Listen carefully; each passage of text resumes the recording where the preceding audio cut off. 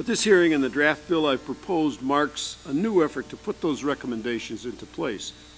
The thrust of this approach requires measuring current expenditures needed for basic necessities like food, clothing, housing, utilities, and then determining income available to meet these needs, including near-cash benefits. The measure would also account for the geographical differences in the cost of living.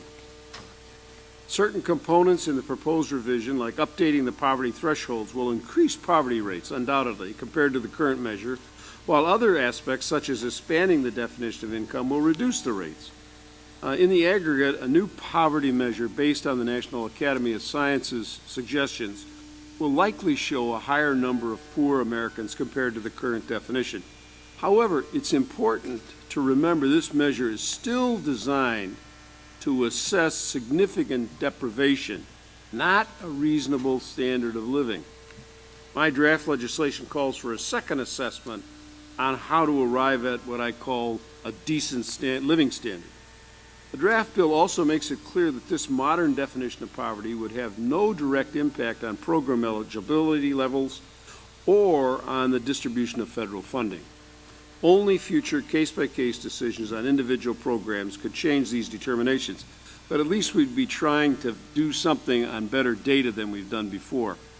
Our current poverty definition was first developed in 1963, before the Beatles' first trip to the United States, before the establishment of Medicare, and before the assassinations of Kennedy and Martin Luther King. It is clearly time, far past time, for a major update.